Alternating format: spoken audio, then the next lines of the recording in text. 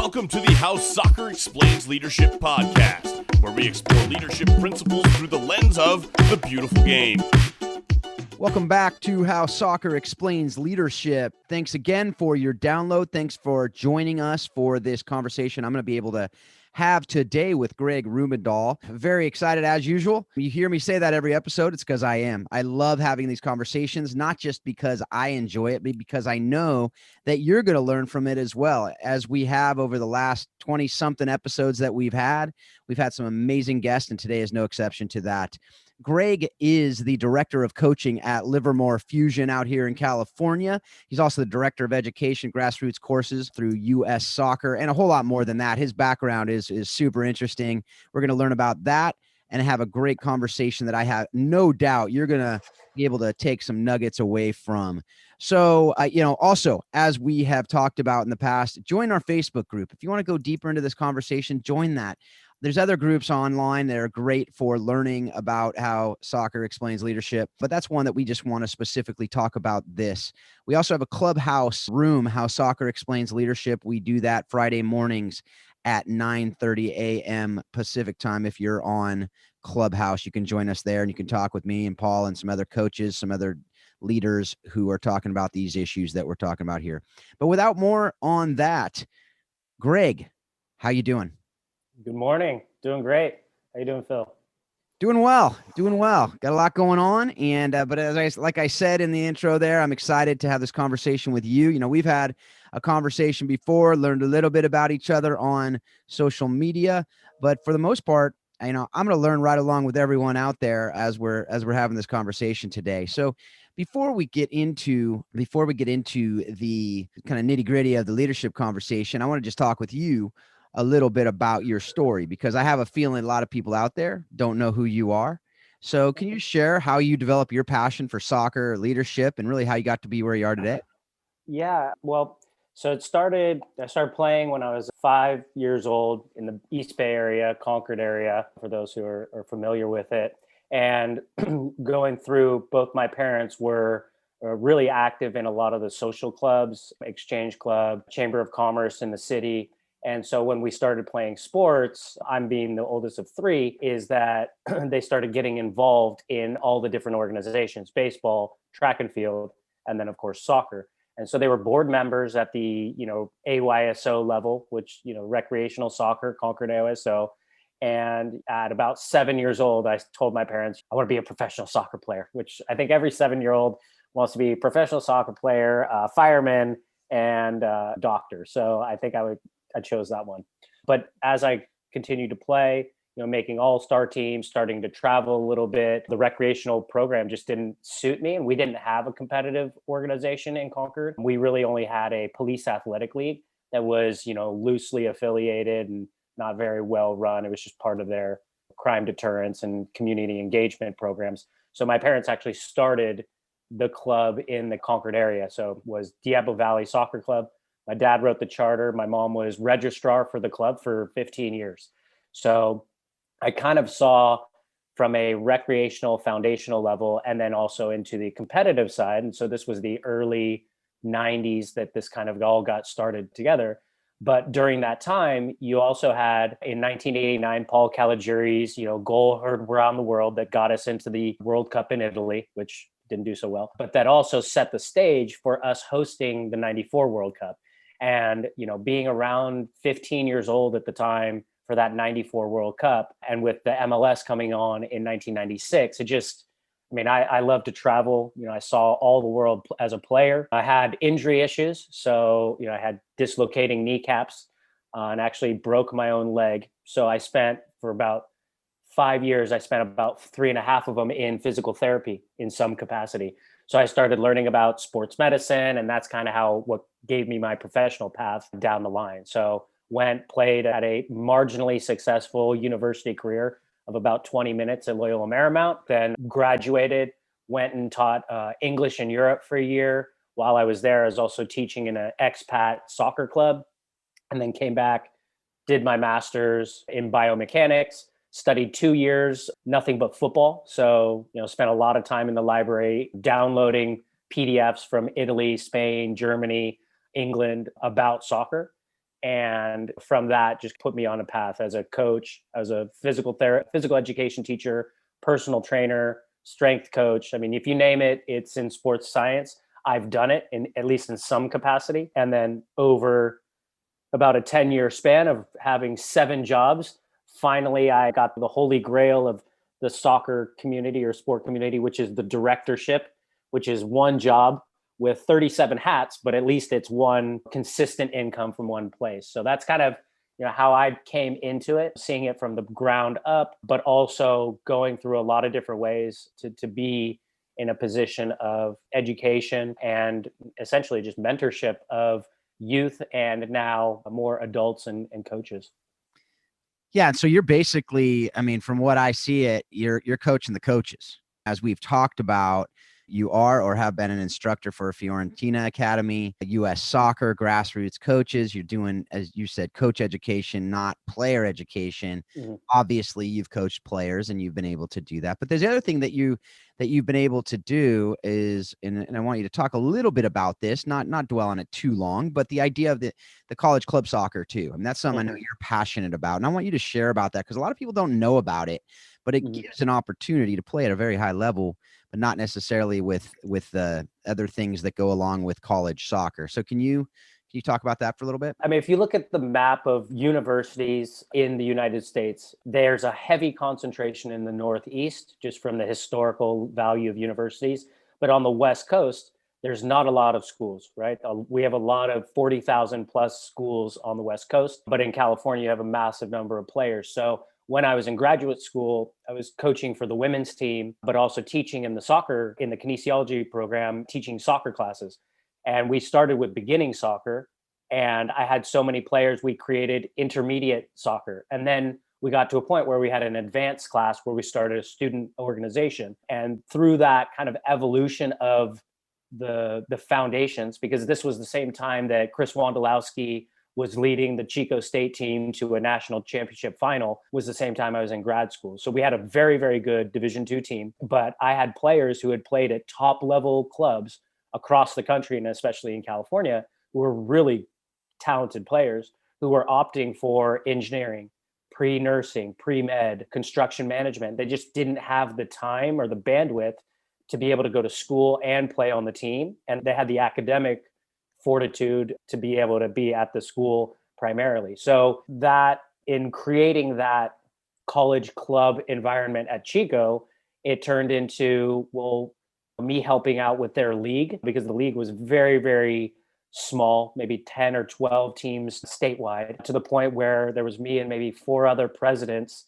or coaches from different universities where we banded together. We rebranded the organization, which was the California Collegiate Club Soccer League, to the West Coast Soccer Association, because we wanted not just to be California schools, but we looked at it as Region 4. So the Western United States, could we put together leagues at a college club level and compete regionally versus across your conference lines, right? So your West Coast Conference, which is the small, private schools, or the Pac-12 or the Big West or whatever it was, there were schools that were right around each other that never played each other, even though they were community type members. So that's really what kind of going through that. And I liken it to each one of these schools or each one of these programs is our little fraternity or sorority of football, right? And that the president, vice president, treasurer, secretary, whatever the infrastructure of the team is, these are little companies that most are former youth club players who played at a pretty high level, but also maybe don't fit into the Greek system, but also want that intercollegiate competition, that intramurals isn't enough, and they want to travel and all the things that we do. So I kind of oversee, as the president, kind of oversee that whole program and structure and kind of give it guidance and philosophy and insight. And also, because all of our members are USASA registered, we actually have a pretty significant voting capacity at US Soccer. So because we have over, I think it's over 2,000 players that we register in the adult tier, we actually have a pretty significant pull with USASA nationally. So there's a national championship. If you ever want to see BYU's men's team won it the last time, phenomenal men's club program. And they just, for whatever reason, don't have their NCAA program. And they were playing in the professional ranks. But the national championships is a very high standard when you're talking about the top 20 teams. And it just organizes these, what I would call the forgotten group, which is kids who graduated out of youth sport and club sport, gone to university. They're not really fit for the adult leagues, the over 30s or even the opens, over 40s. They're still pretty fit and they still want to compete. So I think it's something that has really grown since we started it. Maybe 2005 is when I started helping out. So it's grown a lot since then, and it's still growing, where before nobody knew about what college club soccer was. And as I mentor high school students and I say, look, the number one thing about choosing or selecting a university is if you couldn't play soccer there, would you be at that university, right? Does it have what you need academically? Does it have what you need socially, culturally, all the things? So that's your number one. And then try and figure out what you want out of your experience. And then look at, can you play at an NCAA level? Do you want to play at an NCAA level? Is there a club system? Are you interested? What is kind of your path?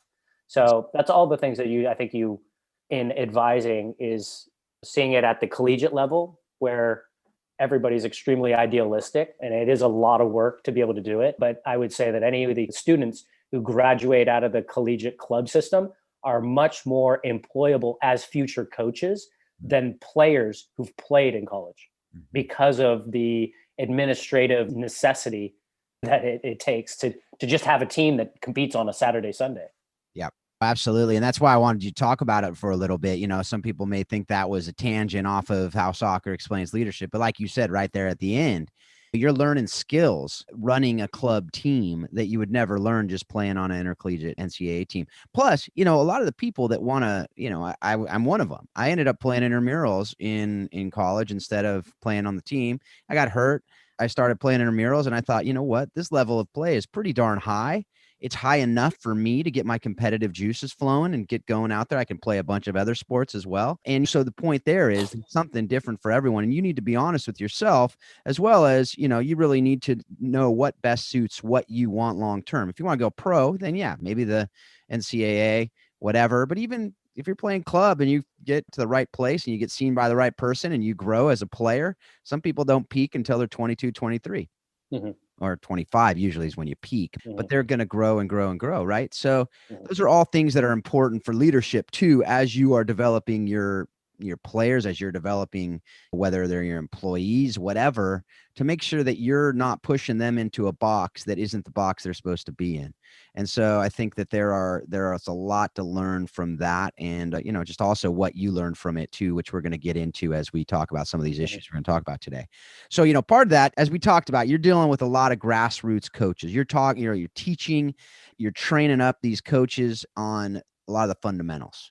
As we talk about in coaching, we got to continue vitamins or whatever we're calling them. You got to continue doing the fundamentals. Cristiano Ronaldo still works on the fundamentals. So as you're training the fundamentals, why are they so important? And I want you to talk a little bit about, as you talked about, preparing for life outside the game, but also as we are running organizations, leading families, other things outside the game. Why are the fundamentals so important, and why do we need to keep working on them? I think that's interesting because, there's practice, there's training, but then the concept of deep practice, right? So where the individual is really immersed in the activity that they are a part of.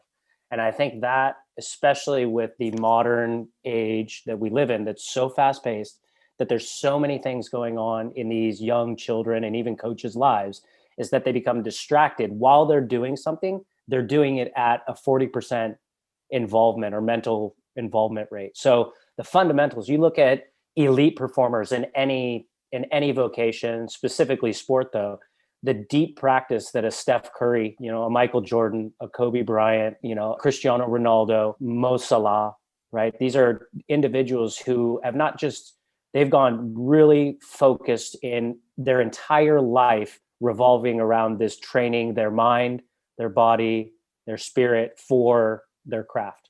And I think it's important that kids understand, like the interesting thing right now is videotaping yourself performing, right?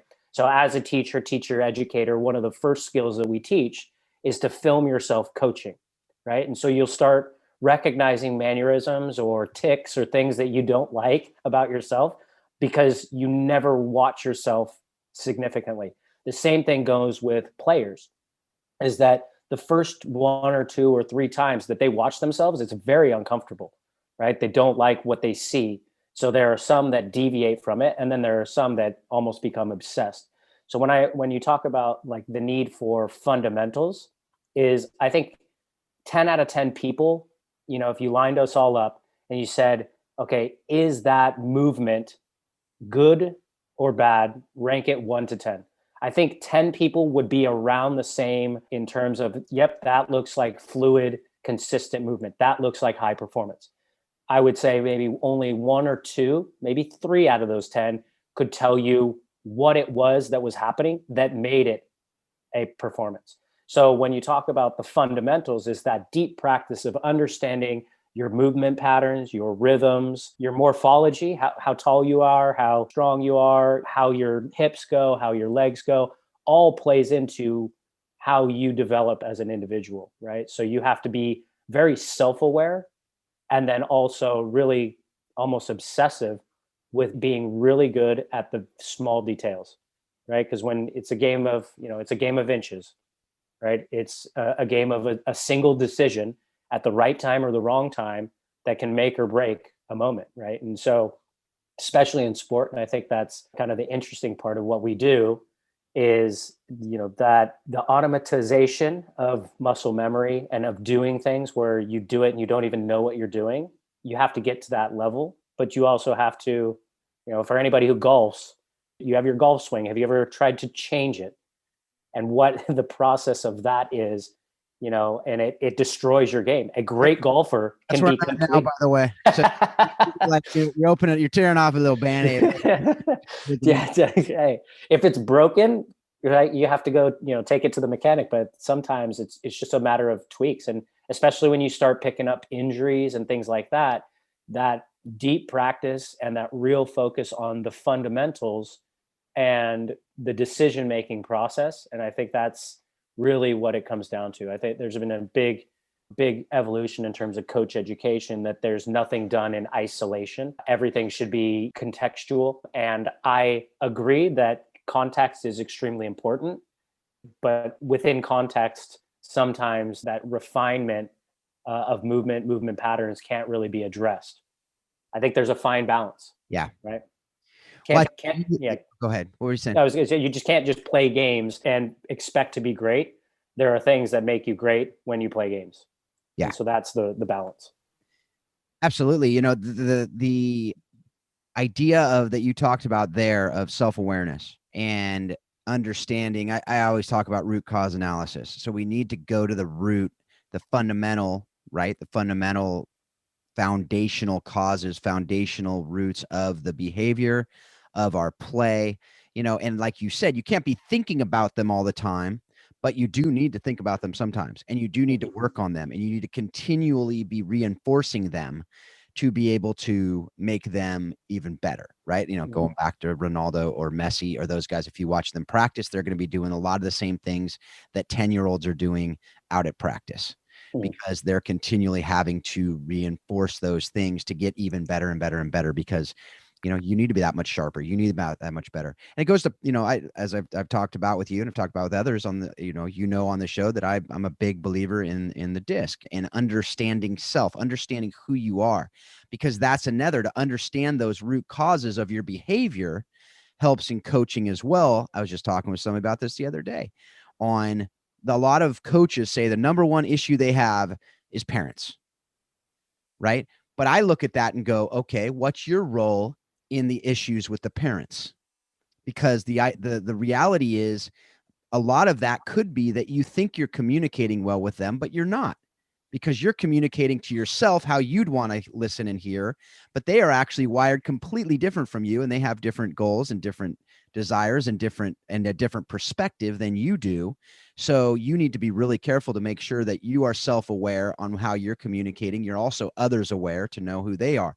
So anyway, that's something that's a different conversation for a different day, but it goes back to that fundamentals, that foundation, that root cause, right? What do you think about that? I mean, have you seen that? I assume you've seen that in your coaching as you're training up your coaches. Yeah, I mean, I think everybody, teachers teach how they have been trained, right? So regardless of what philosophy or methodology that understand and develop, you teach where you like to learn. So I think, we talk about this in terms of understanding your leadership style, is that whether it's servant leadership, where you are there as a coach or a leader to address the needs 100% of the student, or is it where I kind of try and balance is more of an inspirational leadership, a call to action where you inspire the person to go outside themselves and to seek for themselves. So I think for me, it's a balance between the two. I don't think it's one or the other, but I agree with you 100% that when you talk about parents are the reasons why children exist. So to look at that you have to look at parents as allies in the same game, right? We're here to develop these children. And the one thing that I've seen from every parent, they love their child. Yep. Now, how they express that love is wildly different. And that's where I think the consternation and the discord comes from, is you have to first understand what are the motivations of the parent to have this child in this activity. What are their motivations? Why do they do it? Is it because they're living vicariously? Is it because they need more time to do their own professional work? They just need a break. I mean, there's a thousand things that parents have a reason for those children being there. And then you also have to ask the child, why are you here? What do you love about sport? If you have a highly motivated child who is professional track, that's probably where you get a lot of your coaches, right? Because we didn't make it as a pro. Now we're going to try and make future pros. That's a very small percentage of the children that you interact with.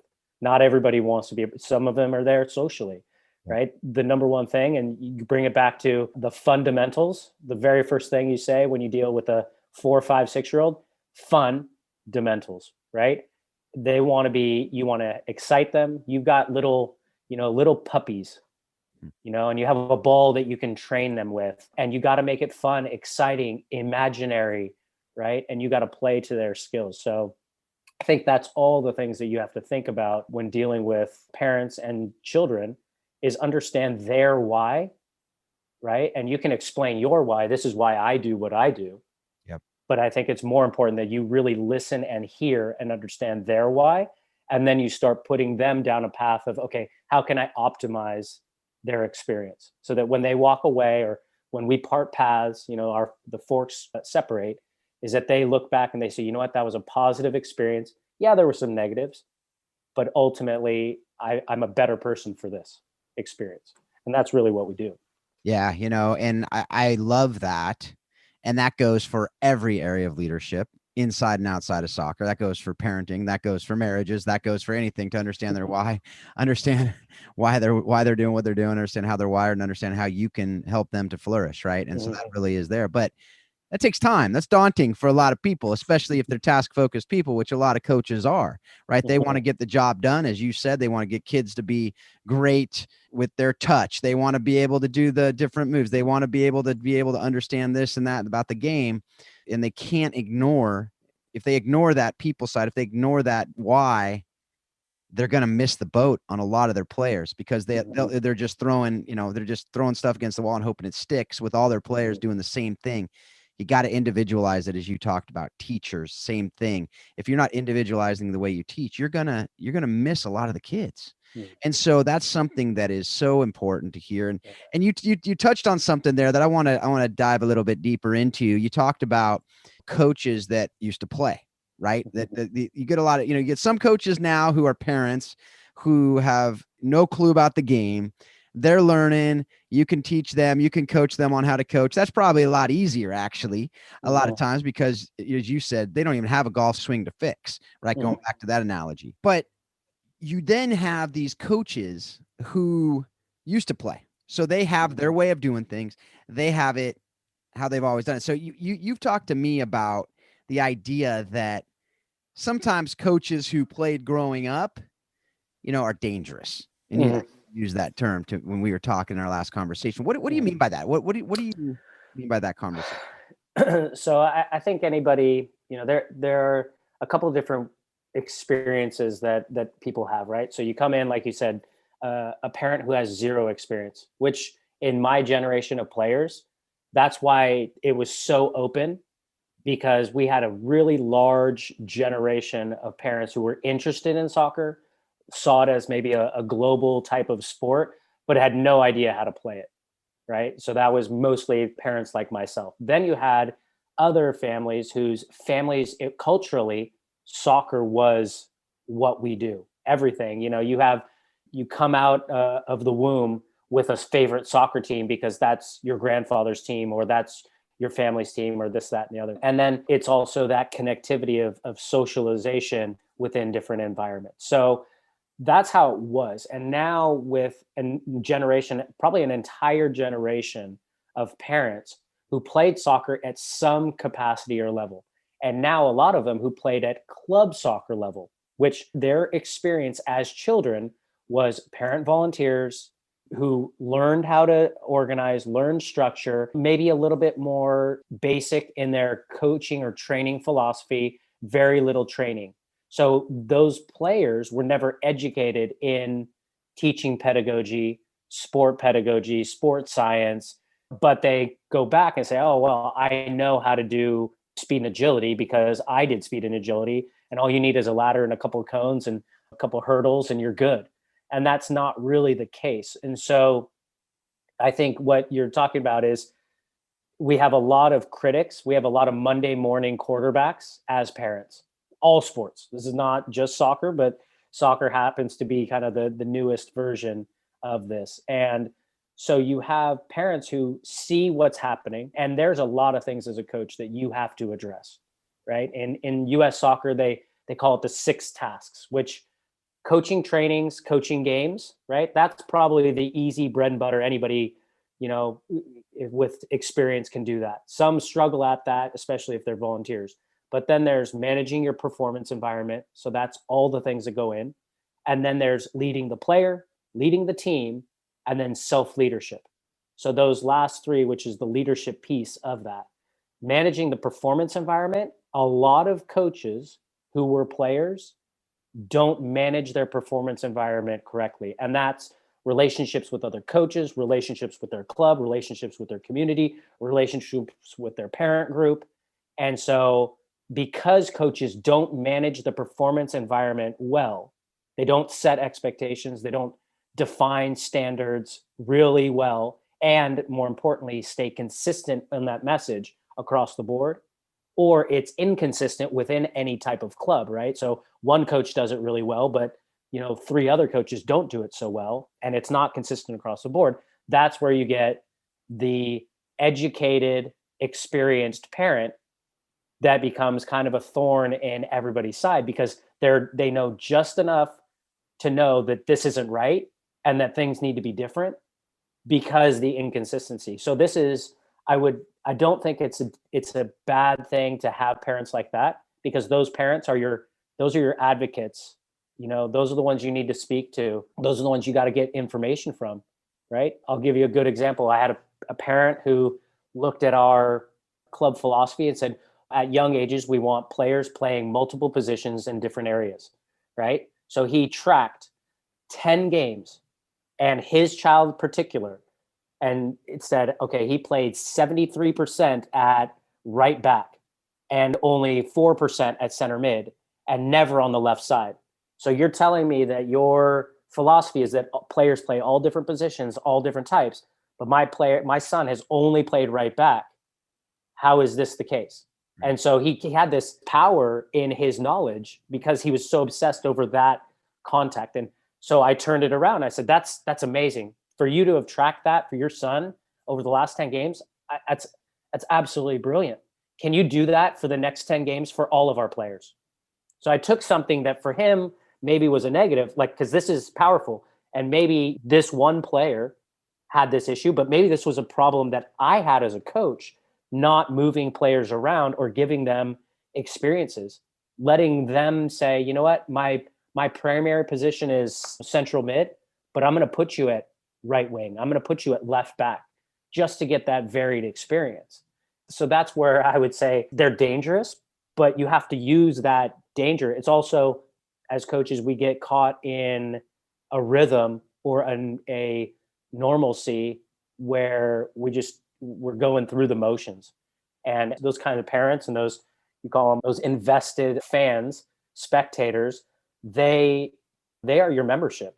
You are there for them as much as you are for their kids. That's right. Right. So Absolutely.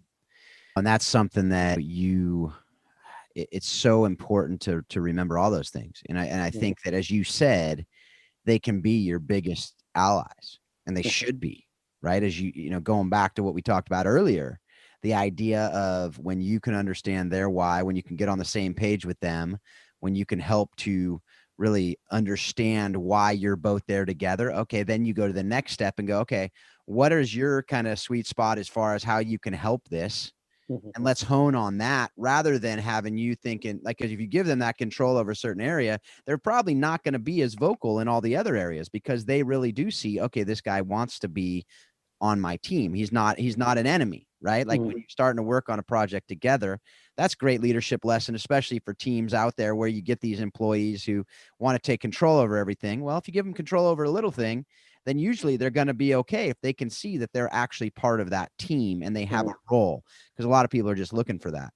As we talked about earlier, though, and that the players who are the players who used to play are going to be the ones who think, as you said, and I talk about this when I go to Honduras, I know enough Spanish to be dangerous. But the problem is, when I get into a certain room and they're talking really fast, I have no idea what they're talking about, but they think I know what they're talking about. So then I try to fake it. And you see that happening a lot of times, where they know enough, but they don't know all these new things. And I'm speaking to myself too, a lot of times when it comes into some of these circles and some of these conversations. And you don't want to admit sometimes that you don't know. And I talked about that. I can't remember if it was on the show or somewhere in a clubhouse room, but I don't know is a great answer. But a lot of people don't want to say it because they don't want to seem like they don't know. But I think a lot of the parents, that's where they are. But if you don't know anything about it, it's a lot easier to come into the conversation and say, I have no clue what you're talking about. Can you teach me? Can you help me to understand this? And that's a lot of these parents who have never. Now, there's other issues with the parents who never played, but that's not what we're talking about right now. But what were you going to say? You were going to say something there. No, just it empowers the individual, and it gives them ownership over some aspect that's controllable to them. Yep. Right. So when you talk about winning versus development, which is a common thing for me, control the controllables. What are the things that day in, day out will lead to victory? And we're talking about life's victory, not of the game. Hard work, determination, accountability, camaraderie, all those character traits that we all belong to sport for this reason, right? This is why there's the power in it. But that ownership that a parent has over that one aspect because they're so busy on their task, they stop looking at all the problems and they're solving one problem. So this is where you have, if socialization, if you have a team that's really high on their EQ, right? They need that group dynamic. And you put together a group of players or parents, depending on your age level, that are in charge of the social aspect of your group, right? And what used to be the team mom type of admin, but it's even better to have almost a group, a socialization, committee that runs that aspect. Because that's, as a youth soccer coach, and I'm sure you understand this, a professional team, one team has up to 10 full-time employees for that one team of 22 to 25 people. Yep. Right. Whereas us as youth coaches, teachers, it's 1 to 18, 1 to 36, right? With no support staff. So anytime that you, not as the leader, but as somebody who sees issues that are arising, step up and ask how you can assist and help, right? As a leader, identify the people who are going to be best suited for those. And so on the opposite end of that, usually the person who volunteers to be a team manager, right? So the person who kind of helps with administration and logistics for the coach is usually somebody who's extremely detail oriented and also wants to influence the environment in some capacity, whether gearing it towards fun or competition or travel or whatever. So as a coach, you also have to interview and make sure that your volunteers are the right type of volunteers that will accomplish your team goals as a unit, right? Because a lot of people will volunteer for a position because they want control and power, even though they're not getting necessarily the money aspect of it. So you have to also go through those. That is so good right there. That's spoken from someone with experience in I've had one or two conversations that I've needed to have. I've seen that. I've talked to managers. I've talked to coaches. I have not been a manager on purpose because I am not that detail-oriented person, but absolutely. I in fact had a conversation the other day with a team manager and I won't say he or she because I don't want to make it obvious who it was, but that person said, I go, you love that control part of it. That person said, of course I do. But that is, at least there's self-awareness there, right? Yeah. But I think that that's something that goes to something else as well that you said there. But again, if you didn't hear that, coaches, directors, team managers, parents, understand that, because that is so important to know. And it starts with the awareness of the issue, and then we can actually engage that issue. But that also goes, as I said, I mean, so all these issues, it sounds like if you didn't know we were talking about soccer, this could be talking about really any organization that has teams, that has more than just one team that you're dealing with. And I talk to a lot of college coaches, as you know, on this show, and that college environment is similar to the pro environment. It's much more controlled setting. They talk about culture. You have a lot more control over your culture because it's one team. And a club, you're a director of coaching of a club with many teams, right? But you still, I know this because we've talked about it, you want to have a culture in your club that's a healthy culture. You want each of your teams to have healthy cultures. But how do you do that as a director of coaching of a club with a bunch of coaches with different personalities, with different ideas, they're not all fully on the same page, but you still want to have that culture that starts top down, flows down to the teams to be able to have a unified front as you're going out there? Because if you have a bunch of one-offs, then that ceases to be a club, right? So how do you do that? How do you train up your coaches, and how do you intentionally shape the culture of your club? Obviously knowing it's not perfect, but what does that look like in your ideal state as you are working through that? Like, what's your goal for your club, and how are you pursuing that intentionally? Yeah, it's a multi-faceted plan of attack, right? So there's the coach education on the tactics of the game, right? How you want your club to be. But it goes back to what's your community, what's your membership, and what's your player pool and their motivation. So if you understand those things, the key aspects of your community is, the key aspects of your membership, what their backgrounds are, and then what those kids who are in that and what they enjoy the most out of this environment, that helps you develop the culture and the right culture for that specific group. You could talk about 3 different clubs in the same city, but because of those 3 variances, they might have a different approach to it. So there's from a coaching core, right? And this is for players specifically, but coaches as well, is goal-oriented, task-oriented individuals, right? Who have an achievement mentality, right? They don't need to win every game, but they have the desire to win always. And that's, building that into it. Like, for me, defining fun. And this is a conversation I had with one of the teams just recently.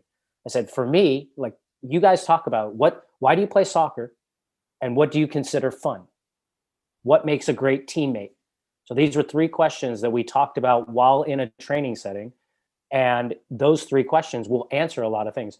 What makes a great coworker, right? What do you consider fun? And why do you coach soccer? If I could ask that and that's probably the starting point of the conversation in a roundabout way. I personally look for coaches who are self-leaders, right? First and foremost, that they drive themselves into the areas. They understand, gosh, I heard a really good phrase, but now I can't remember it, but they know what their strengths are and they know what their work-ons are. So, okay, this is my strength, so I'm going to really capitalize on this, and I got to get better at these work-ons, right? Not hiding them, not pretending they don't exist, and not only focusing on them, my weaknesses, because as a player, as a coach, you got to know what you're good at, right? That's where you're most valuable. You just have to hide those deficiencies. So in terms of organizational leadership is first having every person develop their own philosophy. How do you go through developing a rubric, if you will, of team standards, of club standards? And so there's first your coaching committee. You talk to all the coaches. Here's how we're going to do this.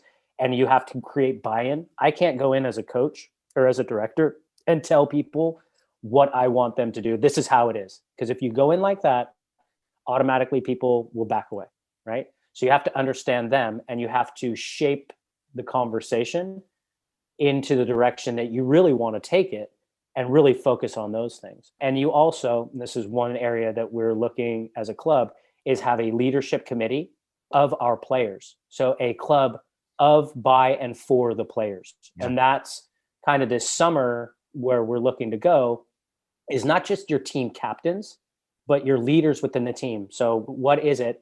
And making it an application process, and then having those individuals, because now you consider them, the captain of the ship of any one of these little teams. Here's what we as a club stand for, because all the leaders have come together of all the different levels, right? Elite level, pro track, all the way down to we're here only for socialization. Here's what we need as a club and community. And then they can go out and express that with their groups. And it's going to come a lot more powerfully from the in-team leaders than it is from the coach of that team or from the club itself. So I think it's hitting it at the top, the middle, and the bottom, and then also, expressing that in everything you do. So finding your core values, your mission, but what is it? So say honesty is a core value within our club. What does honesty mean? And so what honesty means at under 9 is not the same as it means at under 13 or under 18, right? Under 9 might be if the ball goes out and it went out, you get it to give it to the other team. You don't try and break the rules. That's honest. And at U13, it's telling people, not hiding your feelings, being honest with yourself and your emotions. Maybe at 18, it's being honest with your teammates and telling them the things that they don't want to hear, but they need to hear. So honesty could be played as a core characteristic for the club in 3 different ways based on the age, the mental capacity of the individual. What does it mean as a coach, right? You do the work or you didn't do the work. You're self-aware, again, honest with yourself. Like, I didn't put in a full effort there. I had a meeting with a coach who wanted a raise. And I said, okay, here's your self-evaluation, self-assessment, give it back to me. And when I got it back, this is a 50 to 75 point self-evaluation. If it was 75 questions, 74 were a 5 out of 5. 1 was a 4 out of 5. And I said, did Barcelona call you this morning? And they answered no, they didn't call me. I was like, but what I'm saying is, if you are a perfect coach at all these levels, what are you doing here? Right. There's nothing I can do. Clearly, this environment is not challenging enough for you. So you go find the one that is.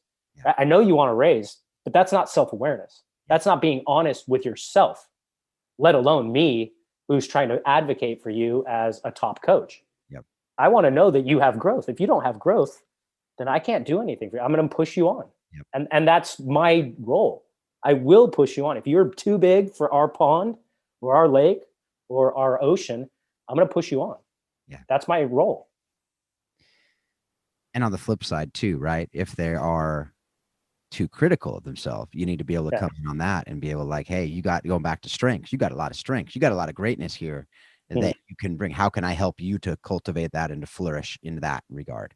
And I've seen this, especially during this pandemic era, self-confidence of youth and of, I would say of younger professionals, so 20s and 30s, who don't have a lot of life experience to draw from, that their self-confidence has really diminished.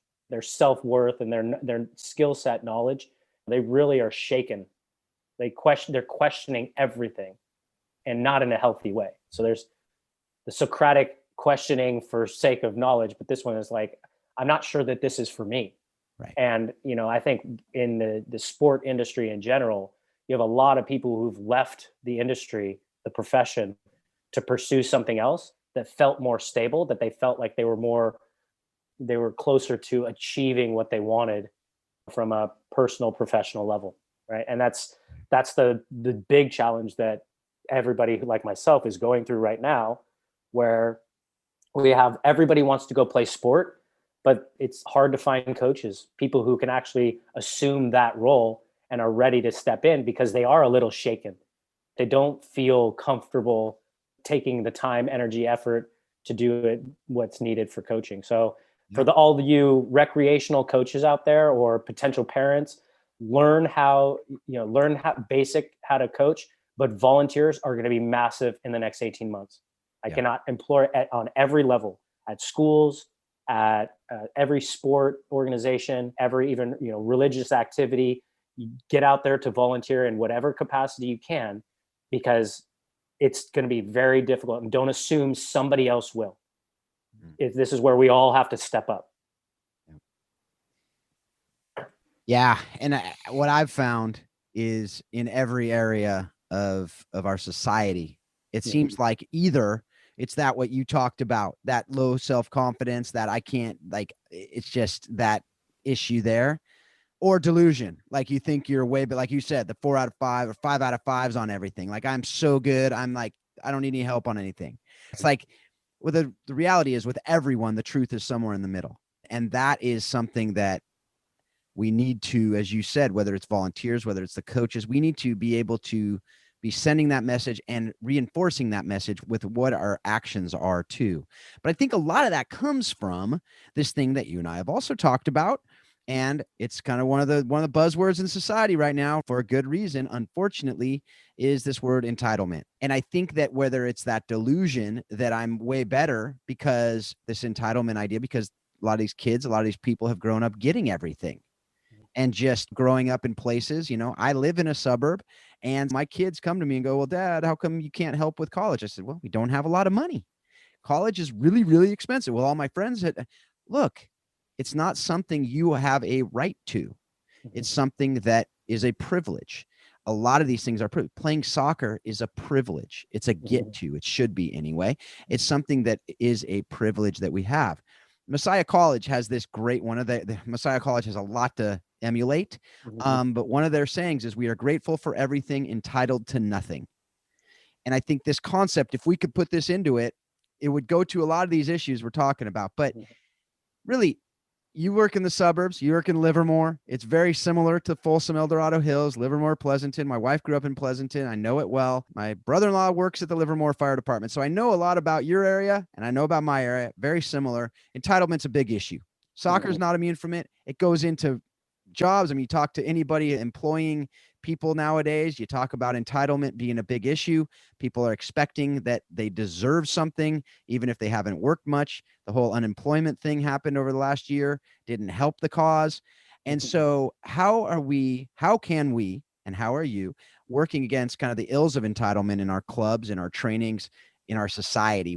How are you going to solve the problem, Greg? That's basically all I'm asking you. Okay, you ready?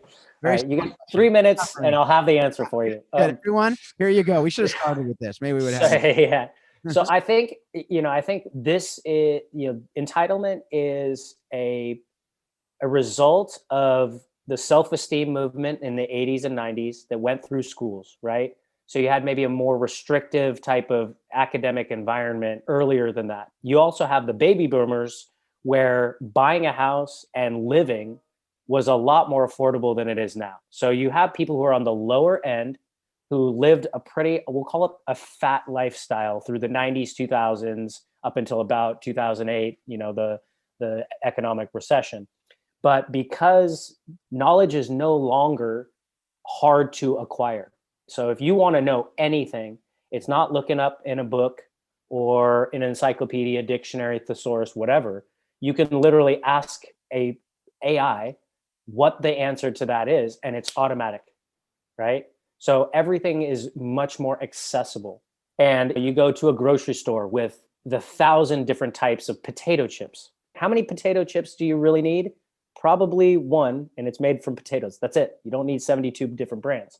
So because of just how society has evolved in the last 30 years, it's lent itself to this sense of abundance.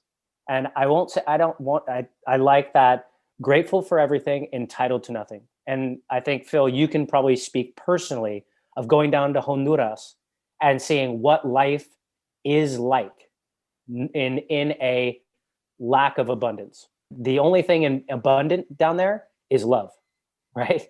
Yep. Is love of life. I say community, right? Like community, right? Okay. So, and because that's the abundance, right? There's a scarcity of everything else. That's where what we're dealing with in America in general, and a lack of community, a lack of selflessness that used to be a lot more prevalent. It's talked about, it's not really necessarily exhibited. So when we talk about entitlement for kids, is again, hard work, achievement mentality. Like these are the things that everybody has to put into everything that they do. And then we just go back to what was in the past, like online schooling. Kids are taking online tests. There's academic honesty or dishonesty, right? You could go search Google for those answers, or you can try and figure out. And then, you know what? You got a 55 because you earned a 55, not you got a 95 because you know how to use the internet. Yep. And I think those are more moral, ethical questions that need to come from the family structure as well as the support structures within the family to address this entitlement issue. And then from parents, I think from parents now, because money, everything does cost more, and sport is no different. The entitlement of, I'm paying for this. And what is this that you think you're paying for? What I could tell, like, I tell my players, training starts when you walk through the gates, not when you step onto the field. It starts when you get out of the car. It starts when you pack your bag and you have all of your necessary gear and your hydration. It starts, when you wake up in the morning. So those are the things, those characteristics, personal daily living that you have to really emphasize, because some families don't really find value in that. They don't put a value on it. It's just an accepted thing.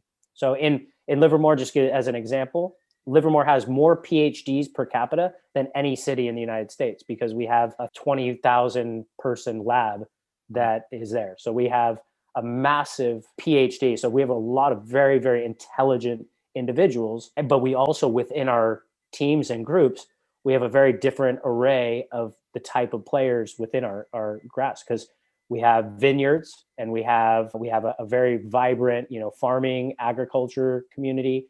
A lot of, like you were mentioning, EMS and emergency services, so police, fire, and paramedics, doctors. A lot of people live in. So it's a hard one to crack when you say, what is entitlement? I think it's a matter of, if you as a coach see your child bag being carried by their parent, go walk over to the parent and ask the parent why they are carrying that backpack. Yep. Is it too heavy? Then take something out of it that's heavy. Yep. But kids need to learn how to tie their own shoes, wipe their own noses, right? Like, you start taking away things that are necessities of life and living and survival, then that's when you have a problem. So whether it's go camping for a weekend, bring only what is necessary, and see what you come away with after that weekend. Yeah. And I will say that from a personal standpoint, I spent more time camping in the last year than I did my entire youth, but I remember everything from my youth during that time. And that survival, like what it feels like to sleep on a cold, hard ground, or to wake up and realize, hey, we don't have any water. You have to live without to understand what having some is. So I think that's probably the number one thing is strip it down to build it up. It's that military type of mentality that you go into boot camp, right?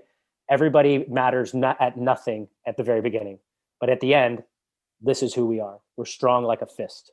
Yep. So I like it. I think that's something that we need to remember too. And like you said, I mean, a big part of it is these parents are paying a lot of money. So they're like, we're paying a lot of money, therefore our kid needs to play. Well, If your kid's not putting in the hard work, if your kid's not good enough, Mhm. then they're not going to play as much. That's the way I see it. That's the way I Mhm. think it should be. And I say that with my own kids too. If they're not putting in the work, if they're not, I'll tell them right away. I'll tell the coach like, hey, I don't think they should be playing.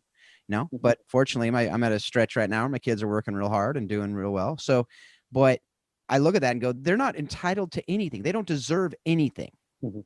just because they are who they are, or they're part of the dark family, or they're this, or they're that, or they're whatever. Mhm. That's not the way it works. Like, it's a privilege to see it as a privilege as it is. Grateful for everything, entitled to nothing. And I think if we live with that, we'd have I'd want to live in that society Mhm. a lot more, right? But yeah, we could talk about that a whole lot more. We are going to move on. One of the things too you mentioned earlier on is you got to work in teaching English over in Budapest, if I'm not mistaken. You didn't say that, but you've said that in past conversations. Mhm. And one of the things you've learned there, as I've learned, presumably, I'm assuming you learned it there, is that really soccer is the universal language. We talk about this on the show. Part of the reason why How Soccer Explains Leadership, soccer is something I've used leading around the world. I've been able to use soccer analogies, and I just want to talk with you a little bit about how were you able to use that in your teaching? How have you been able to use soccer in these different relationships that you've been able to have? Obviously, a lot of what you're doing now is soccer. So soccer, of course, you're using soccer analogies, but how do you see that in your teaching as you were in this foreign country teaching English? Mhm. Did you use soccer? I'm assuming Mhm. you did at some level, and how? So as a child or as a teen, I was extremely introverted. I didn't speak very much. I was in accelerated academic classes while at the same time playing sports. So I wasn't necessarily in that jock culture, but I also wasn't in that, academic stratosphere. So I never really fit in anywhere. So when I traveled and as I got older and older, I always would bring a ball with me because that ball, I could make a friend anywhere. And so through that whole process and traveling in different countries as a teenager and even through my 20s, is that you bring a ball with you. You could start a conversation with anybody with your feet, with a pass, with how you express your emotions. One thing I would do is just dribble down like a sidewalk. And if two people were walking towards me, I'd shoot between the two of them and then run off and celebrate like I scored a goal. Right. And they knew exactly what I was celebrating. Maybe it's the crazy person on the street, right? But it was also like a way to make a connection. For anybody who knows Hungarian, beszélek kicsi magyarul, right? So I speak a little Hungarian, but in every one of my travels is learning a little bit of the language, enough to survive and to communicate in a basic form, and then understanding their culture, understanding that's probably the best thing I could say of teaching English, is that my job was, as a conversational English teacher, was to learn about them and ask questions about their family, their profession, their culture, their history, anything. And so we would just have these conversations. And again, through football, like football would maybe get you through the first door, and then English would get you through the second, third, and fourth. And so I think that's a huge thing for anyone who's in the younger side, and not being afraid to travel, not being able to understand and know. Being an American and having a US passport is one of the most powerful things that you can have, because there's a lot of places that many people can't go that you can. Yeah. It's the same thing as being an English speaker, same thing as being a footballer. Those three things can pretty much get me into any country in the world, and to get me to come together with somebody, and I don't have to explain it to them.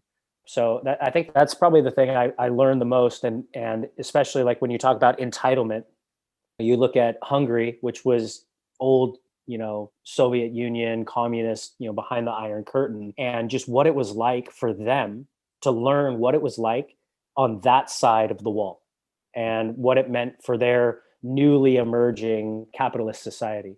So really, really important as well. Like, just that self-awareness, like, man, this is not in the books. You don't read about this in your US history or global history or whatever. Yeah.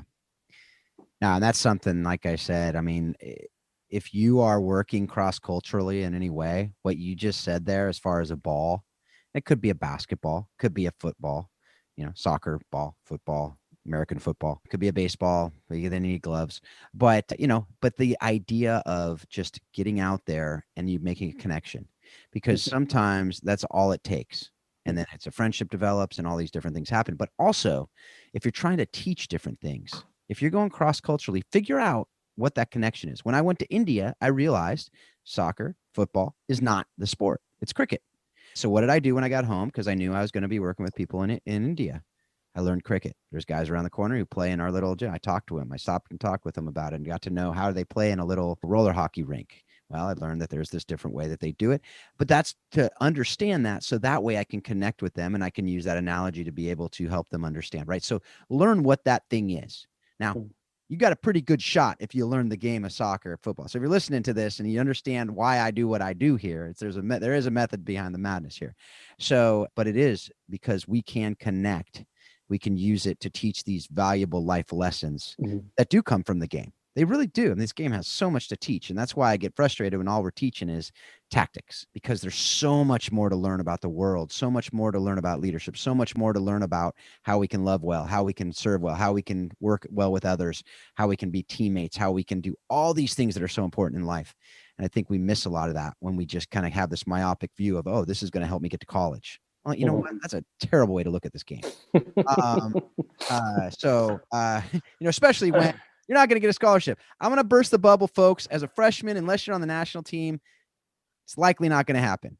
So I'm just going to, if that's the spoiler alert, I apologize if I've crushed some dreams right there, but that's the reality. So with that, I have a few more questions. One, this is a conversation. I know I'm opening up a terrible Pandora's box here. However, I want to because I know we've had some conversations. I know you got a lot to say about this, but in like 5 minutes here, let's talk a little bit about the idea of the professionalization of the game, right? So of the youth game.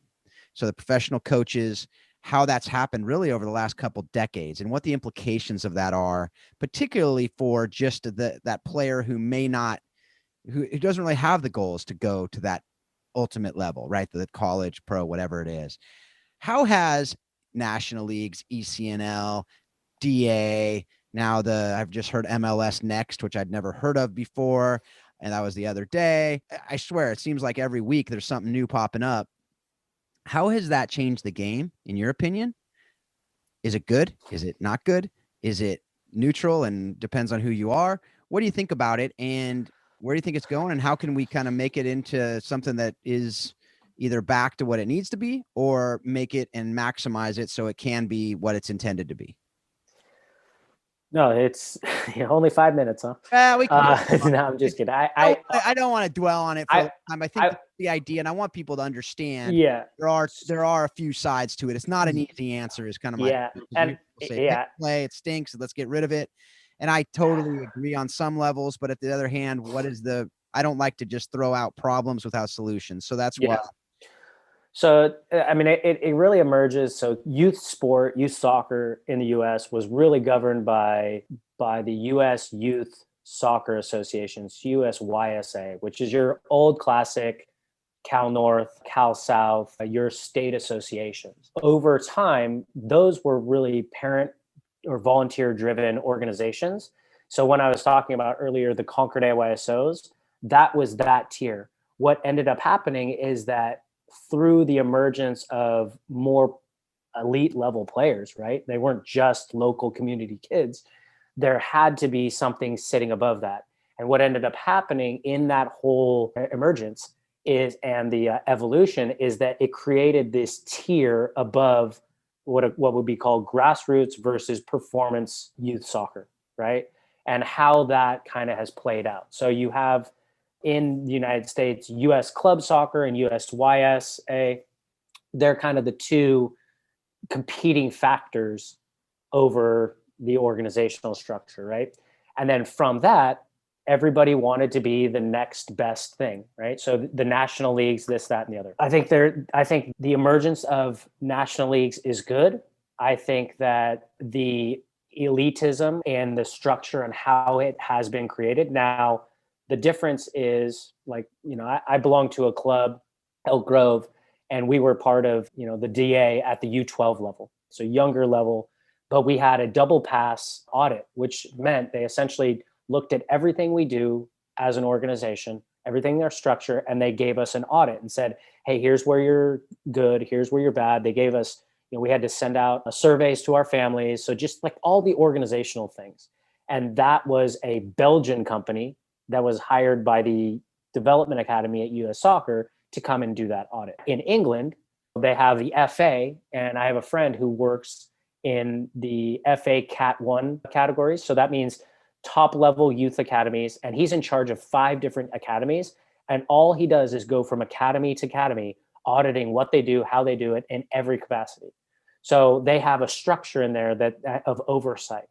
So while I think that through the evolution and having a pyramid and a true defining hierarchy is good, because the landscape is so fractured here, it's confusing. Even like you said, you just learned about a new structure. I'll bring you another one. There's another one called the EA League, which is the Elite Academy League, which is also a sub tier. There's the Girls Academy. There's just so many leagues. And what ends up happening is that the consumer, the membership really doesn't understand what the purpose is of any of these. MLS Next, okay, my son is or daughter is going to be a professional soccer player. Well, the chasm between MLS Next youth clubs and an MLS franchise is, massive. I mean, that's a nice 2-day hike in Everest. And that's a very difficult pill to swallow. And there's not the steps. So as long as there's steps, and what happens also, and this is the caveat, is that because once you have these steps, if there's a player who drops out, so like they're no longer at that elite level, right? The top team, U14, which depending on the day of the week, elite it changes, right? Right. But when they don't make that team, do they drop out of the sport? Right. And that's what happens. Yep. So now you're having elite performers who become sub-elite, maybe just only momentarily, but now because it's such a hierarchical structure, they go off and do something else and they totally drop out of the sport completely. Yep. So I think the main thing to realize or recognize with this stuff is that everybody has to work together. Everybody has to work in the best benefit of their club and their community and their membership. So I don't think there's too many associations, but even if there were the same structures, because there are different tiers, and there was oversight, like true local oversight. And this was the problem with the Development Academy and why it kind of fell apart, is that it was being governed by one person in a large area and from Chicago. So there was not really any true oversight, quality control. And the great thing is that it professionalized a lot of these clubs in many ways. And so instead of US Soccer investing the money back into the youth, they said, you know what?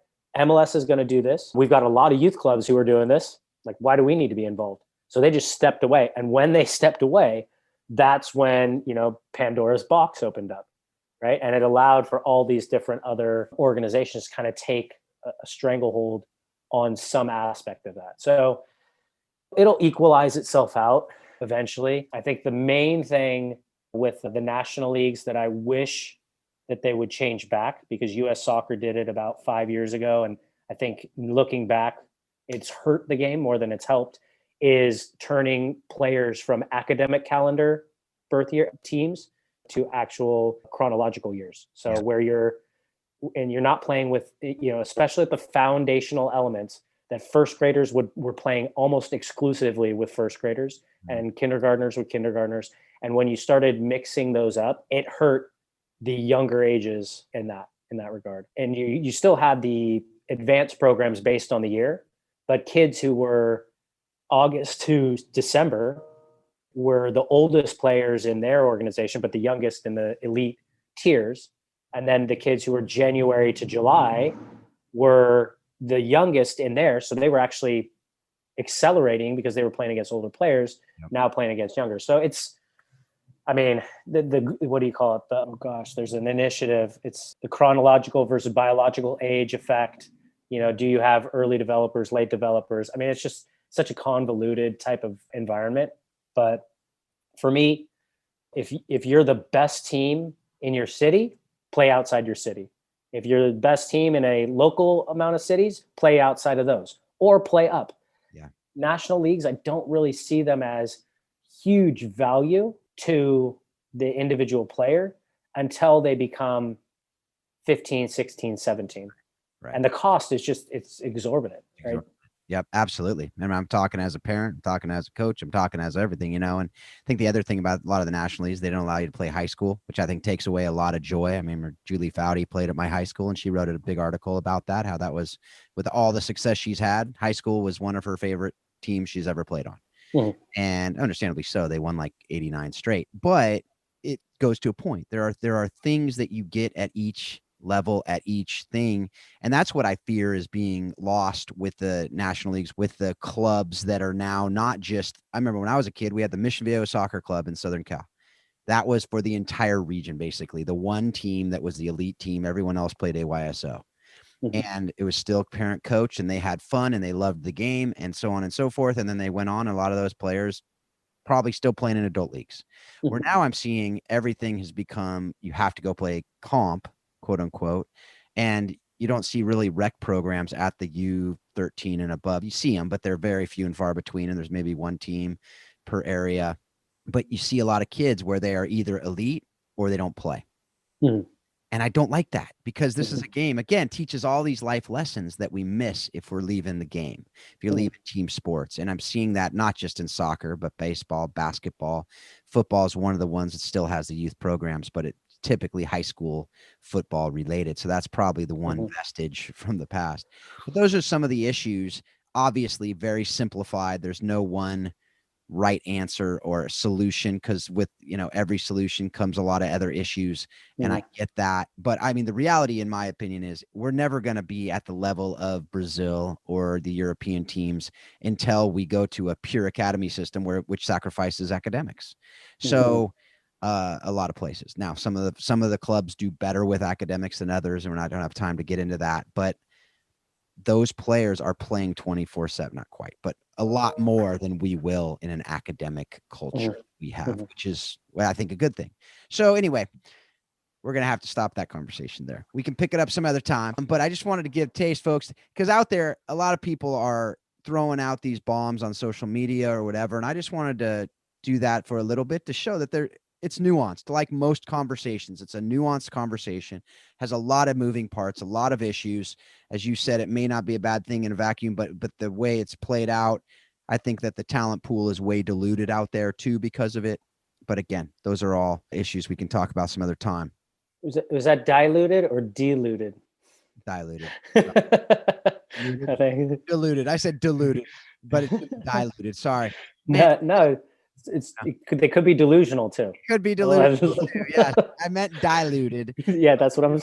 Yes, absolutely. No, you're exactly right. It's the American Idol effect, as I often call it. But how do you, so let's just move on to the last couple of questions. How do you use the lessons you've learned directly from the game in the game of soccer in your life and leadership outside the game? Well, I mean, for me, just I'm a obsessive learner, right? So I love conversations. I spent most of my time at going through every license course that I possibly could, read whatever I can, absorb from different aspects and avenues. And I think for me, it was just always trying to understand people and myself more often through the game. I can honestly say I am not the greatest coach, right? I'm not the greatest director, but I know that about myself, and I'm every day I'm trying to get 1% better.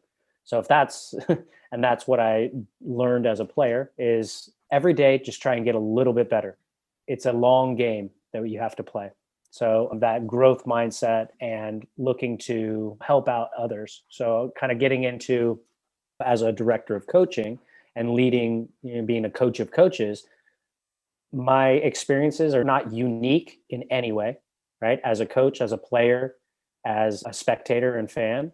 But I do think that they come from a point, which my personal mission statement, which is to grow this infrastructure of the soccer for youth in the United States to be as successful as we possibly can collectively. That's my personal mission. So everything I do emanates from that idea that we can be better as an organization. I probably could make a lot more money in the business world, purely business world or something like that. But I really feel that I have a bigger impact in terms of personal growth and change doing what I do. So I'll sacrifice that to know that, I'm here. What is it? Unite and strengthen. That's really something for me that I believe in, and that you have to lose a little bit of a piece of you. And that's probably another thing with coaching and leadership, is that understanding that you are going to lose a little piece of yourself to give it up to be part of something. And that's okay. And that's actually really healthy. You need to be able to be self-sacrificing at some times, because that's what is for the greater good. And I truly believe that. There are things that I do that are selfish. I think we all act selfishly in some ways, but when you're working in an organization and you believe in that organization's mission, and that organization's mission fits your personal mission, I think that's that collaboration, that connection, that you need to have professional satisfaction, right? So the financial reward isn't going to be there. It isn't going to be there and what you think you deserve, because we all think we're worth more than what we get. But at the end of the day, does it fill up your emotional tank? Do you come home and say, you know what, that was a great day of work and I'm happy to do it again tomorrow? And you start losing that. That's when you start thinking, do I stop playing? Do I stop coaching? Am I the best director or coach I could be? No. But the day I think that tomorrow I can't be better, it's the day that I will retire. If I don't think I can be better tomorrow, if I don't have it in me or whatever, then I personally should move on. And I think that's with everybody who has had a professional playing career, right? You get to that point, you're like, okay, I just don't think I can do it. Yeah. Maybe I can't do it tomorrow, but the day after, all right, I can rebound, right? You're tapering, but yeah, I think that's probably the thing that I know about myself the most, that I think from sport, is that you give everything you can for as long as you can. And when you can't, you make that conscious decision to move along. And use what you've learned in it in the next thing. Absolutely. No, that's really good. That's really good. All right. And I know you're a reader. I'm assuming Yeah. you're a reader, because you do have the football book club group on Facebook. So what have you watched, read, or listened to that has most impacted your thinking on how soccer explains life and leadership? Well, it's actually the reason why I found your podcast, is that one of my favorite books is the Franklin Foer book, which is How Soccer Explains the World. Yep. And for anybody who hasn't read that book, I highly encourage, and I would be very interested to see version 2021, because I think things have changed since that book was written. It's about 20 years old, I think, around about at this time. But in all of my travels to different countries, different cultures, different environments, been to maybe around 20 to 30 different countries, soccer explains what their culture is like, right? So Folsom's sport landscape, their soccer landscape, probably explains a lot of who Folsom is in California. Same with Livermore. Livermore was ironically one of the very first soccer clubs in Northern California. They started out they were called the Livermore Atomics, because they were the development testing site for Lawrence Livermore Labs. Yep. So I think, you go to anywhere, you have red clubs and blue clubs. Well, understanding the difference between, the Catholic and Protestant versions in some towns, and the divisions, the historical divisions, cultural divisions, social divisions that have happened. And I think that for me, that book, more than any, shaped kind of like my worldview of wanting to go out there and see what it's like in every different country, how they express it. And I'll give you a little anecdote. This is a perfect example. I'm watching Brazil play Germany in the 2014 World Cup in Brazil, in Fortaleza. And I'm watching it with 10,000 people on a big television screen in one of the FIFA fan zones. And it was about 30 minutes in, Germany was up 2-0, Yep. 3-0, 4-0. Yep. Simultaneously, Everybody in the country starts crying. Crying, like unbelievable. Finished 7-1, right? Germany wins. Brazil is knocked out of the World Cup they're hosting. How did they react? How would you assume that they reacted? I can imagine it was carnival after the game. That's what it was on my Brazil experience, but it was, it wasn't our day. Like, let's just, life is joy. Let's enjoy life. Yep. And I was on the Champs-Élysées in 98 when France beat Brazil 3-0. It was 10 million people on the Champs. And the Brazilians, who had just lost pretty handily, were arm in arm with the French along the Champs celebrating life. Right. And that, I mean, for me, you can read about it in a book, but to see it, to travel, to be it, that's why I would do what I do. And you're not going to get that from traveling from Livermore to one of the surrounding cities. And it's also one of the things that, if I was in charge, is I would stop the individual games between clubs and teams, and it would be club to club, just like they do with rugby, where you host a club and then you throw a barbecue festivities with the club at the end of the game. And you have that camaraderie, because that's what it's all about. It's not about playing the game. It's not about traveling to, this city, that city. It's not about winning, losing, the tactics involved. It's about people. Absolutely. So that book for me typifies that the most. I love that. You brought, like, so many memories came rushing back as you were talking about. I love the book. B, that idea of club to club. I actually met my wife. We played soccer together over in Eastern Europe on a mission trip, and we played against this German fireman team. I mean, they were like 30 something years old. We were 20, and they kicked the crud out of us all over that field. We ended up at halftime. We ended up switching up the teams and just playing a little friendly together because they were beating us 7-0 at half. It was like that Brazil-Germany game, except it was worse. But afterwards, what did we do? We went, shared some schnitzel. They're like, having the beers, hanging out, sausages, whatever. And it was funny because on the trip, it was a mission trip, so there was no alcohol allowed. But everyone's kind of looking around, going, "Well, what do you do here?" Right? Like, because it wouldn't be. So they kind of gave us the thumbs up, whatever. But it was funny because you're exactly right. That is what it's about. And when you see it, when you live it out, and it's the relationships that you can build through that opens a door. You've just played for an hour and a half together. It opens that door. Now, all of a sudden, you're friends, and you can do that. I remember. And then the other thing it reminded me of was Brazil versus Cameroon, 1994 World Cup, Stanford Stadium. I was a college student, went down for that game, and big, like you said, Carnival outside that match. It was amazing. It was just so incredible to see. But to know, as you said there, before, after the game, win, loss, whatever, it's the experience. It's life. It reminds me of Danny Rojas on Ted Lasso. Football is life, right? Like, but that's the attitude, right? Like, it doesn't matter what happens.